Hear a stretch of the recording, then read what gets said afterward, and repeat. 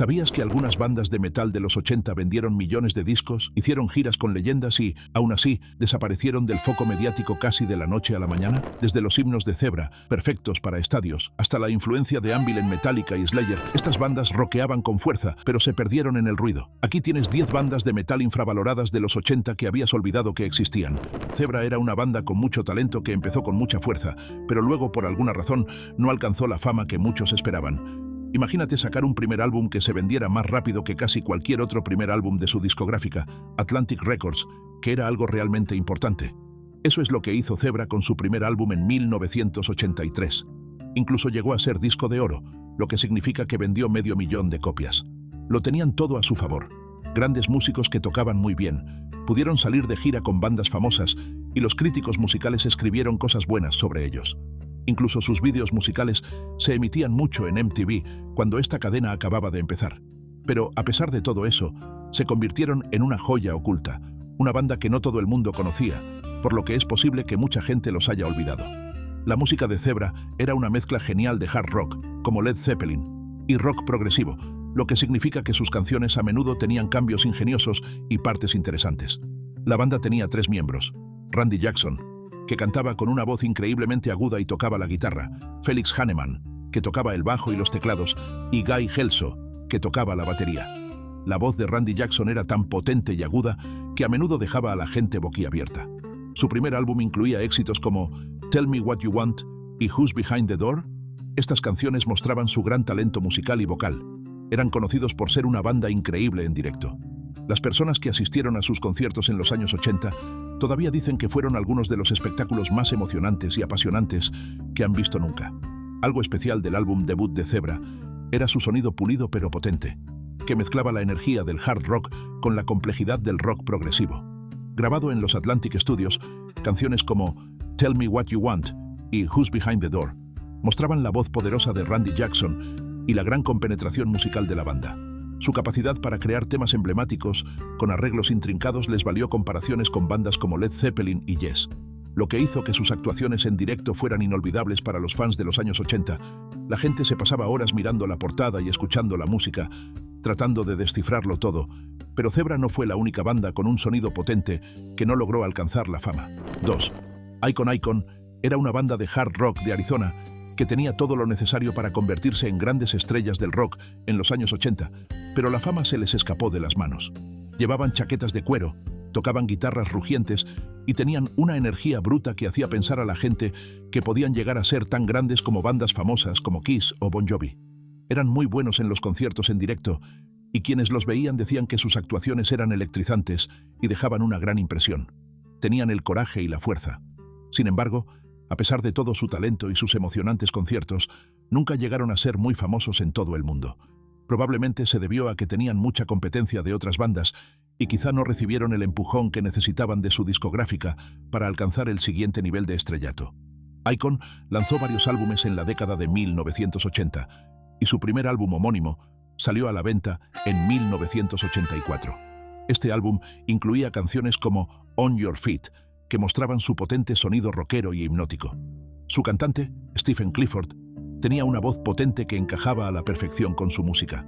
Para su segundo álbum, Night of the Crime, de 1985, trabajaron con el famoso productor Bob Kulick e incluso contaron con la colaboración del cantante Alice Cooper en la composición de una canción. Muchos fans consideran que Night of the Crime es una obra maestra increíble e infravalorada. Contaba con canciones pegadizas con grandes riffs de guitarra que mezclaban melodía y potencia. Canciones como Naked Eyes y Rock My Radio eran las favoritas de los fans. Tenían el sonido que debería haber sonado en todas las radios. Uno de los aspectos más destacados de la música de Icon era su capacidad para crear hard rock hipnótico con un toque refinado, especialmente en su segundo álbum, Night of the Crime, 1985. Producido por Bob Kulick y con una canción coescrita por Alice Cooper, el álbum incluía temas como Naked Eyes y Rock My Radio, que mezclaban melodías pegadizas con potentes riffs de guitarra. Esto lo convirtió en uno de los favoritos de los fans, aunque no alcanzó el éxito comercial que merecía debido a la competitiva escena rockera de los años 80. De hecho, tomaron partes de diferentes canciones inacabadas y las unieron hábilmente para crear este potente tema, que cuenta con una famosa parte de bajo de John McVie. Es como si la canción en sí misma tratara sobre el intento de la banda por mantenerse unida incluso cuando todo se desmoronaba. Tercera, Fastway.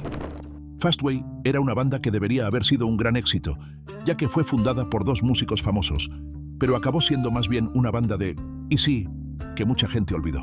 Fast Eddie Clarke, que solía ser el guitarrista de la famosa y ruidosa banda Motorhead, se unió a Pete Way, el bajista de la banda de rock UFO. Cuando se unen tipos de bandas como esas, uno espera algo grande. Y Fastway tenía un sonido potente que mezclaba riffs de guitarra contundentes con un estilo bluesy y cool, perfecto para grandes conciertos. Incluso llegaron a compartir escenario con grandes bandas como AC/DC y ofrecieron conciertos realmente emocionantes que dejaron al público con ganas de más. Sin embargo, su tiempo en el centro de la atención del gran público fue sorprendentemente limitado y no alcanzaron la fama de las bandas anteriores de sus miembros. Algo interesante que ocurrió justo al principio fue que Pete Way abandonó Fastway casi antes de que empezaran. Se enteró de que no podía rescindir su antiguo contrato discográfico. Así que necesitaban un nuevo bajista y un cantante. Encontraron a un joven y desconocido cantante irlandés llamado Dave King, que tenía una voz increíble con toques de blues. Su primer álbum, también llamado Fastway 1983, fue un éxito, especialmente en Estados Unidos. Incluía canciones como Say What You Will y Easy Living, que mostraban la potente guitarra de Eddie Clarke y la gran voz de Dave King. Tenían un sonido crudo y enérgico que encantaba a muchos fans del rock, y Say What You Will todavía se escucha a veces en las emisoras de radio de rock, lo que demuestra que su música tenía un gran poder de permanencia. El álbum debut de Fastway, Fastway 1983, capturó su sonido crudo y bluesero de hard rock, impulsado por los riffs de guitarra de Fast Eddie Clarke y la voz soul de Dave King. Temas como Say What You Will y Easy Living resonaron entre los fans, mezclando la intensidad de Motorhead con un estilo más melódico y radiofónico, lo que ayudó al álbum a entrar en las listas de Estados Unidos y a ganarse un público fiel. Era una idea muy futurista para hacer música en aquella época. La canción My Wife, escrita y cantada por el bajista John Entwistle, es una canción divertida pero rockera sobre el miedo que le da su mujer cuando se queda fuera hasta muy tarde. Demostró que los demás miembros de la banda también podían escribir grandes canciones. Mucha gente considera Who's Next el mejor álbum de The Who, en el que todo su poderío y su increíble talento compositor se unen a la perfección. Kick Axe era una banda de metal canadiense que tenía todo lo necesario para triunfar. Canciones potentes que sonaban como himnos, músicos con talento y un sonido único perfecto para la radio rockera de los 80. Sin embargo, por alguna razón, la fama nunca llamó a su puerta. Por eso se les olvida a menudo, a pesar de que hicieron música realmente buena. Parecían hechos para el éxito, con grandes riffs de guitarra y voces potentes. Incluso una de sus canciones, Nothing's Gonna Stand in Our Way, apareció en la popular película de animación de 1986 Transformers, The Movie. Fue algo muy importante y permitió que muchos niños y fans del cine escucharan su música. Se podría pensar que tener una canción en una gran película les haría súper famosos, pero a la larga no fue así. Kick Axe lanzó su primer álbum, Vices, en 1984. Estaba lleno de canciones pegadizas y de rock duro como Heavy Metal Shuffle y On the Road to Rock. Su cantante, George Criston, tenía una voz potente y clara, y los guitarristas, Larry Gilstrom y Raymond Harvey, tocaban riffs y solos impresionantes.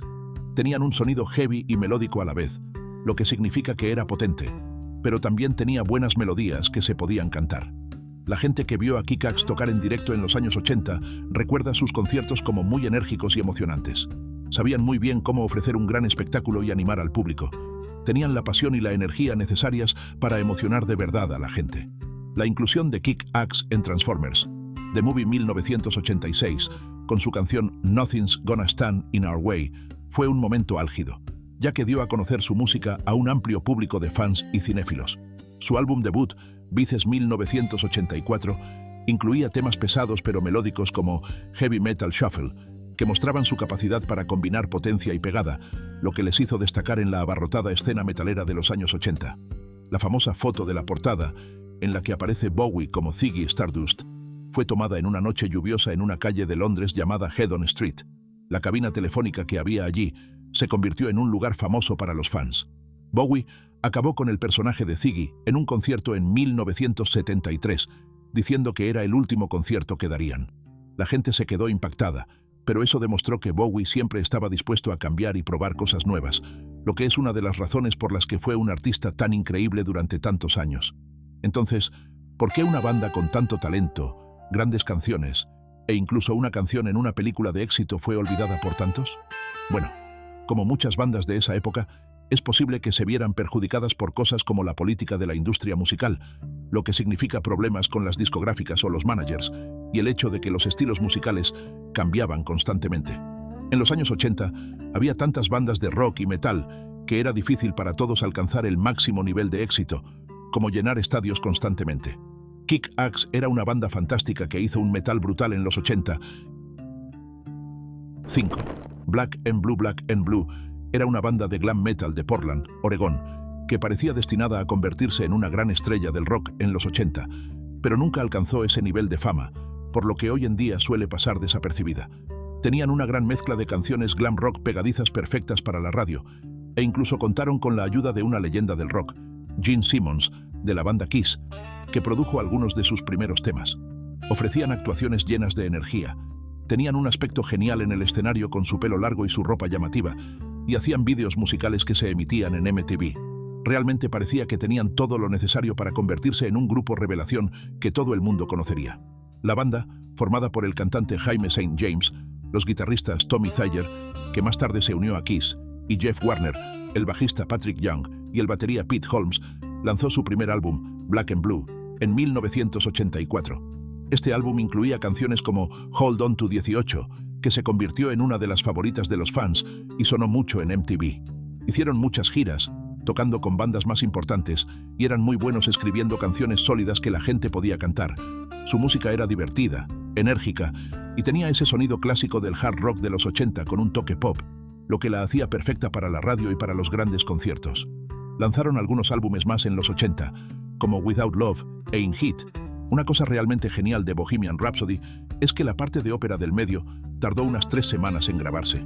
Freddie Mercury, Brian May y Roger Taylor cantaron sus partes una y otra vez, a veces 10 o 12 horas al día, para crear todas esas capas de voces que suenan como un gran coro.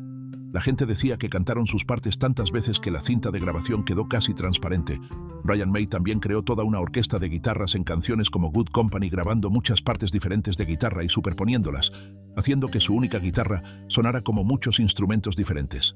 La portada del álbum también fue diseñada por Freddie Mercury, utilizando los signos zodiacales de los miembros de la banda para crear un escudo muy chulo, como el símbolo de una familia real. Esto demostró lo creativa que era la banda en todos los aspectos de la creación de su música, mientras que Black and Blue buscaba éxitos. 6. Lizzy Borden era una banda de metal, liderada por un cantante también llamado Lizzy Borden, cuyo nombre real es Gregory Harjes, que causó mucho revuelo en la década de 1980 con sus impactantes espectáculos y su estilo glam metal, pero toda esa controversia a veces hacía que la gente se olvidara de su música y su talento musical. La banda tomó su nombre de una mujer real de la historia que fue acusada de asesinato, y utilizó este nombre impactante y esta idea en sus espectáculos. Sus actuaciones solían incluir sangre falsa, trajes terroríficos y temas de terror, como una película de terror de heavy metal en el escenario. Esto les valió mucha atención, pero también significó que algunos lugares les prohibieron dar conciertos, porque consideraban que los espectáculos eran demasiado gráficos o terroríficos.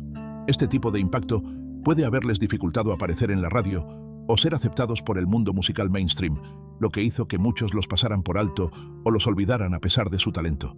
Aunque sus espectáculos estaban diseñados para impactar, también estaban muy bien planificados y eran muy teatrales, como una gran obra de teatro de terror con música heavy metal. La gente solía comparar sus espectáculos con los de Alice Cooper, otra estrella del rock famosa por sus actuaciones de temática terrorífica. Lizzy Borden, el cantante, era un líder carismático con una voz potente y aguda. La banda, que incluía a su hermano Joey Scott Harjes a la batería, tocaba un estilo de metal que era una mezcla de heavy metal tradicional, glam metal y power metal, con guitarras rápidas y melodías memorables. Lanzaron álbumes como Love You to Pieces en 1985 y Menace to Society en 1986, que incluían canciones tan potentes como pegadizas como American Metal y Me Against the World. La famosa foto de la portada del álbum, en la que aparece el Beverly Hills Hotel al atardecer, fue tomada por el fotógrafo David Alexander desde una grúa elevadora para conseguir el aspecto espeluznante y hermoso que buscaba. Dentro de la portada del álbum había una foto de la banda con mucha gente en el vestíbulo del hotel, y algunos pensaron que incluso había un fantasma en la imagen, lo que aumentó el misterio. La letra de la canción Hotel California ha sido objeto de muchas interpretaciones. Algunos pensaban que se refería a un hotel real, otros que se trataba del cielo o el infierno, o incluso de un hospital psiquiátrico. Don Henley dijo que en realidad trataba sobre los excesos de la cultura estadounidense y la vida lujosa de Los Ángeles, una especie de sueño oscuro. El álbum realmente mostraba a la banda madurando y pensando en cosas más profundas, a veces más tristes. 7. Bullet Boys. Los Bullet Boys irrumpieron en la escena musical a finales de los 80 con mucha energía y un sonido que recordaba a la famosísima banda Van Halen, pero parecieron desvanecerse de la fama muy rápidamente tras su gran éxito inicial. Su primer álbum, también llamado Bullet Boys, publicado en 1988, fue un gran éxito. Incluso fue producido por Ted Templeman, famoso por producir los álbumes clásicos de Van Halen. Esto hizo que mucha gente pensara que Bullet Boys iba a ser el próximo gran éxito. Su cantante, Mark Torian, tenía una presencia escénica salvaje y una voz que a veces se parecía a la de David Lee Roth, de Van Halen. Tenían vídeos musicales geniales y llamativos que se reproducían mucho en MTV. Realmente parecía que estaban destinados a una carrera larga y exitosa. Su primer álbum incluía una canción muy popular, una versión de una vieja canción de blues llamada Smooth Up in Ya, cuyo título original cambiaron ligeramente. Los fans de aquella época recuerdan haber escuchado esta canción y otra llamada For the Love of Money por todas partes en 1988 y 1989. El álbum vendió más de 1 millón de copias, todo un éxito para una banda nueva. Tenían un sonido divertido y festivo, con la excelente guitarra de Mick Sueda y una sección rítmica sólida. Hicieron giras con grandes bandas y parecían estar en la cima del mundo. Tenían el talento, las canciones y el aspecto que se llevaba en aquella época. Bruce era tan perfeccionista al componer Born to Run que pasó unos 6 meses trabajando solo en la canción Born to Run. Tenía tantas ideas, con diferentes letras y sonidos, que no paró de cambiarla hasta que le pareció absolutamente perfecta. Quería que cada nota y cada palabra fueran importantes. La portada del álbum también es muy famosa. Muestra a Bruce apoyado en Clarence Clemons, el saxofonista, y se ve muy cool y amistoso. La tomó un fotógrafo llamado Eric Meola. Bruce dijo que quería que la portada pareciera sacada de una película antigua, capturando un momento de amistad y la promesa de la aventura. Este álbum conectó mucho con la gente porque se sentía muy real y lleno de esperanza, incluso cuando hablaba de tiempos difíciles. El rápido declive de The Bullet Boys demostró lo engañosa que puede ser la fama. A continuación, veremos una banda liderada por una increíble cantante que debería haber sido la reina del metal, pero que nunca consiguió la corona real. Warlock fue una banda alemana de heavy metal muy importante porque presentó al mundo a una de las cantantes más poderosas y carismáticas del metal, Doro Pesch. Pero la banda en sí nunca alcanzó un gran éxito comercial, especialmente en Estados Unidos, y desapareció tras unos pocos álbumes. Doro era increíble. Tenía una voz fuerte y áspera y una presencia escénica imponente, tan intensa como la de cualquier cantante de metal masculino. Warlock tocaba heavy metal tradicional con riffs potentes y canciones épicas. Realizaron giras internacionales y tenían muchos fans incondicionales, especialmente en Europa. Sin embargo, a pesar del increíble talento de Doro al frente, la banda Warlock no llegó a alcanzar el éxito de otras bandas de metal de los 80, por lo que a veces se olvida, a pesar de que Doro continuó con una larga carrera en solitario. Warlock lanzó algunos álbumes clásicos del metal de los 80, como Burning the Witches en 1984, Hellbound en 1985 y True as Steel en 1986, pero su álbum más famoso fue probablemente Triumph and Agony en 1987, que incluía su mayor éxito, All We Are. Esta canción se convirtió en un gran himno del metal y su videoclip se reprodujo mucho en MTV. Doro Pesch fue una auténtica pionera. Fue una de las primeras mujeres en liderar una banda de heavy metal con el mismo poder y actitud que los cantantes masculinos. Demostró que las mujeres podían rockear igual de duro e inspiró a muchas otras mujeres músicas. De hecho, fue la primera mujer en ganar un premio Metal Hammer alemán, lo que demostró lo importante que era, incluso más allá de Warlock. La palabra bollocks del título del álbum es en realidad una palabra malsonante del argot británico, y por ello algunas tiendas de discos fueron incluso amenazadas con ser arrestadas por exhibir el álbum. La banda tuvo que acudir a los tribunales para demostrar que la palabra no era necesariamente obscena. Su manager, Malcolm McLaren, era muy bueno llamando la atención sobre la banda, a menudo causando problemas. Por ejemplo, cuando fueron despedidos de una discográfica, se aseguró de que fuera una gran noticia. Aunque Sid Vicious es famoso por ser el bajista de los Sex Pistols, En realidad no tocó en la mayor parte del álbum porque en aquella época no era muy buen músico. El guitarrista Steve Jones tocó la mayor parte de las partes de bajo en el estudio. Este álbum fue como una llamada de atención para toda una generación de jóvenes que sentían que el rock mainstream se había vuelto aburrido y estaba desconectado de la realidad. La razón por la que Warlock como banda no duró más ni se hizo más grande es un poco complicada. Hubo muchos problemas legales y cambios en los miembros de la banda. Al final, Doro Pesch fue la única miembro original que quedó. Debido a estos problemas legales, ni siquiera pudo seguir usando el nombre Warlock para su nueva música. Así que empezó a sacar álbumes bajo su propio nombre, Doro, y siguió tocando muchas de las canciones clásicas de Warlock en sus conciertos. Así, mientras la banda Warlock desaparecía, Doro Pesch, la reina del metal, siguió rockeando y se convirtió en una auténtica leyenda del metal. Pero la banda original Warlock, que ayudó a lanzar su increíble carrera, es una banda que merece ser recordada por su potente música y por habernos dado a Doro. 9. Kingdom Come. Kingdom Come fue una banda que llamó mucho la atención cuando apareció a finales de los años 80, pero rápidamente se hizo más conocida por sonar como otra banda muy famosa que por su propia música, lo que es una de las principales razones por las que fue subestimada y algo olvidada por muchos. Cuando se publicó su primer álbum, también titulado Kingdom Come, en 1988, mucha gente pensó que su cantante, Lenny Wolf, sonaba casi exactamente como Robert Plant, de Led Zeppelin, y su música también tenía un estilo hard rock, con toques de blues muy similar. Esto les valió mucha difusión en la radio, y su primer álbum se vendió muy bien, más de 1 millón de copias, lo que supuso un gran comienzo. Su canción Get It On fue un gran éxito. Sin embargo, ser comparados con una de las bandas de rock más grandes de la historia también se convirtió en un problema para ellos. Los críticos y algunos fans empezaron a llamarlos Kingdom Clone, porque sonaban muy parecidos a Led Zeppelin. Esto hizo que a la gente le costara verlos como una banda única con ideas propias. Aunque los músicos de Kingdom Come tenían mucho talento y Lenny Wolf era un gran cantante, la sombra de Led Zeppelin era demasiado grande. Era como su bendición y su maldición. Llamaron la atención porque sonaban familiares y bien, como una nueva versión de una banda muy querida. La gente llenaba los estadios para verlos y cantaba con pasión sus canciones. Pero las constantes comparaciones también les impedían ser respetados como artistas originales, y probablemente les impidió alcanzar un mayor éxito y tener una carrera más larga en el centro de atención. La banda quería llamar al álbum War Pigs, pero la discográfica pensó que el nombre era demasiado controvertido debido a la guerra de Vietnam que se estaba librando en ese momento. Así que lo cambiaron a Paranoid en el último momento, a pesar de que la portada del álbum, que muestra una extraña figura con una espada y un escudo, ya estaba hecha para el título War Pigs. La canción Fairies Wear Boots fue supuestamente escrita después de que Ozzy y Geezer se pelearan con unos skinheads a los que llamaron fairies, hadas, de forma despectiva, porque llevaban botas grandes. Este tipo de historias, junto con su sonido oscuro y sus letras aterradoras, hicieron que Black Sabbath pareciera muy misterioso e incluso un poco peligroso, lo que muchos jóvenes fans consideraban realmente genial. No intentaban ser estrellas del pop, sino que hacían música que no se parecía a nada. Tras el éxito de su primer álbum, los siguientes no vendieron tan bien. Les costó mucho deshacerse de la etiqueta de imitadores de Led Zeppelin, y con el cambio de estilo musical a principios de los 90, su sonido perdió popularidad.